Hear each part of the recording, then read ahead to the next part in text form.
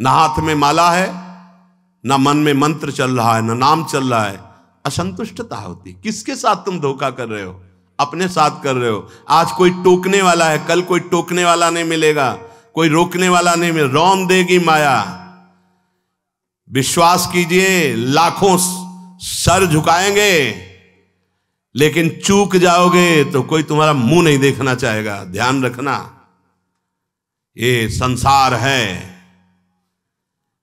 सही मार्ग पे चलोगे, भगवत भजन करोगे, बिस्तरे सब जग विमल कीरति साधु संगति ना टरे। नहीं तो ठेका नहीं लिया संसार ने तुम्हें सर झुकाने का। अगर आज सर झुका रहा हो, नाम जप और सही ढंग से नहीं चलोगे तो कल तुम्हारा कोई चेहरा नहीं देखना चाहेगा, तुम्हारी छवि उठाकर नाली में फेंक दी जाएगी। ये संसार है। होश में भगवान ने तुम्हें केवल विरक्त मार्ग, भगवत मार्ग दिया है भजन करने के लिए। रात दिन तुम्हारी आयु क्षीण हो रही, कमाई कर लो, जाना है प्रभु के पास। यहां की प्लानिंग है केवल धर्म पूर्ति के लिए सोचो, भगवत प्रसन्नता के लिए सोचो। मान जाओ मेरी बात। नहीं, बहुत बहुत इतिहास साक्षी हैं, बस प्लानिंगें ही चलती रहती। मन की मन में ही रह गई, कुछ कर नहीं पाए, और जो मन में रह गई वो आगे जन्म के विस्तार कर दिया। बड़े महापुरुष कह रहे हैं, टरी जाती है आयु रात दिन, रात दिन चला जा रहा है। काल करे सो आज कर, आज करे सो अब, पल में परलय होएगी, बहुरी करोगे कब। भजन के लिए अरे फिर कर लेंगे, और भोगों के लिए, विषय के लिए, प्रपंच के लिए अभी। उल्टा करो, जब भोगों के लिए मन लालायित हो तो आगे के लिए टाल दो, भजन के लिए अभी अभी अभी, इसी समय से। राधा राधा राधा। गही रही मीत रवि सुता को तट, अपनावेगी कुंवरी कृपा करी। श्री हरिवंश प्रसाद स्वामिनी, दय है उर आनंद विपुल भरी। अरे मित्र, तुम परम पावन यमुना के पुलिन पर आ गए हो तो बैठ करके खूब नाम जप करो, नाम कीर्तन करो, प्रभु की लीला गायन करो, तो कुंवरी किशोरी जी ये देख करके तुम्हें अपना लेंगी। जहां स्वामिनी जी ने अपनाया, तुम्हारे हृदय में आनंद स्रोत खुल जाएगा। हरिवंश प्रसाद से स्वामिनी जी तुम्हें अपने चरणारविंद का परम सुख प्रदान करेंगी। स्वामिनी जी के चरणों से प्रेम रस धारा बहती रहती है। आचार्य प्रसाद से, गुरुदेव प्रसाद से स्वामिनी जी कृपा करेंगी, संबंध का निर्वाह करती हैं। वो आपके हृदय में प्रेम जागृत कर देंगी। निर्दूषित करिवास रसिक जन, सदा संगरमी दृढ़ व्रत यह धरी। निर्दूषित, अगर हमारे अंदर रहनी दूषित रही तो धाम में रहते हुए अंतिम समय यहां शरीर छूटे कल्याण हो जाएगा, पर प्रिया प्रीतम के समीप पहुंचना, उनकी नित्य सेवा में पहुंचना, ये दुर्लभ हो जाएगा। कह रहे हैं कि कृपा से तुम्हें लाडली जी ने वृंदावन धाम का अगर वास दिया है तो रसिकों का संग भी दिया, तो निर्दूषित वास करो। निर्दूषित, हमसे कोई अपराध न बन जाए, हमसे कोई दोष न बन जाए। वैसे ये व्यवहार शून्य देश है, ये प्रेम मार्ग के पथिकों का है। यहां केवल प्रिया प्रीतम की प्राप्ति का लक्ष्य लेके आया जाता है। यहां केवल प्रिया प्रीतम की प्राप्ति का ही साधन किया जाता है। यहां केवल प्रिया प्रीतम अपने मानने वालों का ये देश है, अन्य कोई वृत्ति ही नहीं। निर्दूषित करिवास और रसिक जन संग सदा, दो बातें। अगर वृंदावन का वास मिला है तो निर्दूषित वास करो, कोई आपसे अपराध न बने, कोई दोष न बने, और सदैव रसिक जनों के संग में रहो, उनकी आज्ञा में रहो। तो ये दृढ़ व्रत क्या करेगा? प्रिया प्रीतम का संग प्रदान कर देगा। यह है साधन। वृंदावन का आश्रय वास स्वीकार किया, रसिक जनों का संग, तो अभंग प्रेम रंग प्रदान करने वाले प्रिया प्रीतम का संग प्राप्त हो जाएगा। वृंदावन हित रूप चिंतवत कुंजनी विचरी प्रेम सो उर्भरी। जहां आपके हृदय में एक बार प्रिया प्रीतम प्रकाशित हुए, ये कुंज निकुंजे इसी दृष्टि से आपको दिखाई देने लगेंगी, नवीन नवीन लीला रस में डूबे रहेंगे। पर निर्दूषित कर वास रसिक जन, रसिक जनों का संग तो फिर दुष्संग का त्याग, दुष्संग ना होने पावे। कल देवर्षि नारद जी के भक्ति सूत्र में दुष्संग सर्वथैव त्याज्यः, सर्वथैव त्याज्यः, दुष्संग की पहचान तो कह रहे हैं जो शिष्णोदर परायण है, रसेंद्री के अच्छे अच्छे पदार्थ खाने के लिए जबान ललचाती है, जनेन्द्री भोग के लिए हर समय बावरे बने रहते हैं। शिष्णोदर परायण यद्यशद भी पथि पुनः शिष्णोदर कृतोद्यमैः आस्थितो रमते जंतुस तमो विशति पूर्ववत् सत्यम शौचम दया मौनम बुद्धि श्रीर्यशः क्षमा समो दमो भगश्चेति यत्संगाद्याति संक्षयम् तेषु शान्तेषु मूढ़ेषु खंडितात्म स्वसाधुषु संगम न कुर्याच्छोच्चेषु योषित क्रीडा मृगेषु च। जो मनुष्य संभोग प्रिय है और रसेंद्री के भोग पदार्थों से प्रियता रखता है, ऐसे नीच पुरुष का संग नहीं करना चाहिए। जो भगवान की भक्ति से रहित है, केवल शिष्ण और उदर परायण है, उनका संग नरकगामी बना देगा। भगवान मना कर रहे हैं। आस्थितो रमते जंतुस्तमो विशति पूर्ववतम।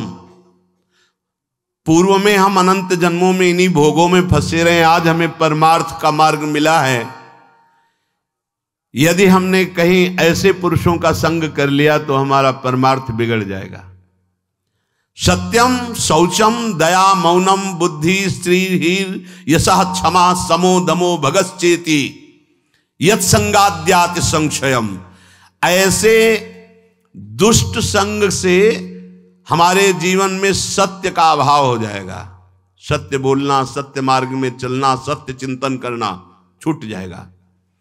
पवित्रता नष्ट हो जाएगी, दया की जगह क्रूरता आ जाएगी, मननशीलता जो भगवत चरणारविंद की होनी चाहिए वो विषयों की होने लगेगी।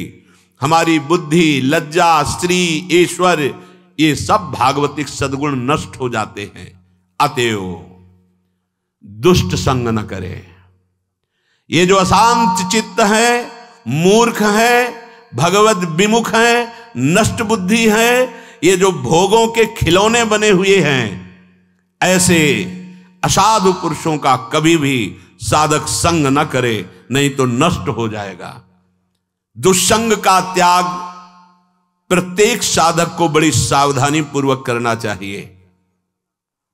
भगवत प्रेम या मोक्ष पदवी जो भी चाहिए वो तभी मिलेगा जब कुसंग का त्याग हो जाए।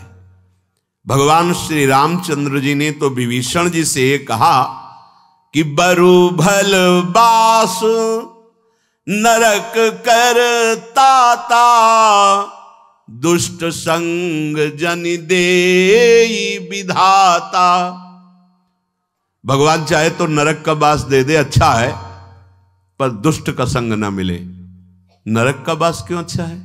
क्योंकि नरक भोगने से पाप नष्ट हो जाएंगे, हृदय पवित्र होगा, पर दुष्ट संग से हृदय में पाप बढ़ जाएंगे और अपवित्रता बढ़ जाएगी। दुष्ट संग बड़ा दुर्भाग्य उदय होता है तब मिलता है। जैसे बड़ा सौभाग्य उदय होता है, भगवत कृपा होती तब साधु संग मिलता है, ऐसे बड़ा दुर्भाग्य उदय होता है तब दुष्ट संग मिलता है। इंद्रियों का कोई भी विषय, अभी तक तो बाहरी दुष्संग की बात, अब कह रहे हैं अंदर दुष्संग की बात। व्यक्ति जनित दुस्संग और वृत्ति जनित दुस्संग। अब अंदर की बात, इंद्रियों का कोई भी विषय जो हमारे मन को प्रियालाल से अलग करके, सतमार्ग से अलग करके भोग लालसा पैदा कर दे, पाप लालसा पैदा कर दे, गंदे विचार बढ़ा दे, हमारे भगवत प्राप्ति से हमारे चित्त को चलायमान कर दे, वो दुस्संग है, वृत्ति का। बड़ा सावधानी की जरूरत है। ये भगवत प्राप्ति का मार्ग चलना थोड़ा कठिन है, भगवत प्राप्ति नहीं कठिन है, क्योंकि हमारी वृत्तियां उसी में फंसी रही है। तो ऐसे सत्संग 10 वर्ष सुनो, और हमें लगता है कि अगर सही दुस्संग हो जाए तो 10 दिन में पूरा 10 वर्ष का चैप्टर बदल देगा। तो 10 वर्ष का सत्संग काम उतना नहीं किया, क्योंकि 10,000 जन्मों से हम दुस्संग में ही रहे हैं। तो जहां दुस्संग मिला तो मन राजी हो जाता है, यार बहुत जल चुके, 10 वर्ष हो गए। भगवत प्राप्ति के मार्ग से हमारे चित्त को चलायमान कर देने वाला दुस्संग हमारे पास भेजा जाएगा। बात समझना, माया ऐसे पार्षदों को भेजेगी। बहुत सावधान।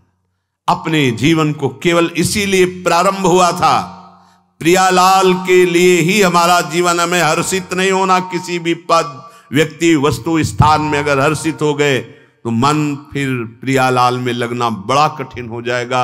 ये बालू का बांध है, एक बार फूटा तो दोबारा बनाना बड़ा मुश्किल है। सावधान। हमें ना कोई ऐसी चेतन वस्तु या जड़ वस्तु का दृश्य देखना है जो हमारे अंदर भोग वासना पैदा कर दे। जड़ के देखने से भी होता है क्या? हाँ, चित्र जड़ ही तो है। जो आप चलचित्र देख रहे हो जड़ ही तो है ना, उसमें कुछ हो थोड़ी रहा है, वर्तमान में थोड़ी हो रहा है, वो तो चित्र है। लेकिन वो चित्र तुम्हारे चित्त को बलात् आकर्षित करके भोगों में फंसा देगा। बहुत सावधान। ना कोई चैतन्य वस्तु। संगम त्यजेत मिथुन वृत्ति नाम मोक्षो। मैथुन धर्म से युक्त किसी भी प्राणी पर दृष्टि जाए, तत्काल मानसिक प्रणाम करके हटा लीजिए। दोबारा दृष्टि गई तो पतित हो जाओगे, संकल्प विकल्प होने लगेगा। इसीलिए साधक अपनी दृष्टि पर शासन रखता है। ये उचक्का की तरह ऐसे ऐसे चलना साधकों का स्वभाव नहीं होता। बावरों की तरह ऐसे ऐसे देखना, गर्दन इधर, ग्रीवा झुकी हुई है, आगे का मार्ग देख रहे, नाम निरंतर चल रहा है। किसी से बात कर रहे हैं अगर तो भगवत वार्ता कर रहे हैं, चेहरा देखना जरूरी नहीं, चाहे स्त्री हो चाहे पुरुष हो। जब आपको पता है कि हमारे पूज्य जन है तो हम उनका दर्शन करते, नहीं तो चरणों तक सीमित है। ऐसे बात की चल दिया, कोई भी रूप हमारे नेत्रों ने नहीं पकड़ा तो प्रियालाल के रूप में तन्मयता बढ़ेगी। बड़ी सावधानी से। एक नैमिषारण्य के संत भगवान थे, वो कभी नहीं देखते थे किसी की तरफ, बस ऐसे जैसे पूज्य श्री हरि बाबा, ऐसी ही दृष्टि रहती। अगर बात करते तो उड़िया बाबा की तरफ देखकर बात करते थे, अन्यथा ऐसे रहते थे। कुछ तो महापुरुषों का हम अनुकरण करें। ऐसी जिधर मन आया जो मन आया देख रहे हैं। जैसे आप समझते हो कि सामने से नहीं देखेंगे, पीछे से देख ले। बात तो अपनी चित्तवृत्ति की है। अगर हमारी चित्तवृत्ति दूषित हो रही तो सामने और पीछे से क्या है, झरोखे से क्या है? हमें अपनी चित्तवृत्ति दूषित होने से बचाना है।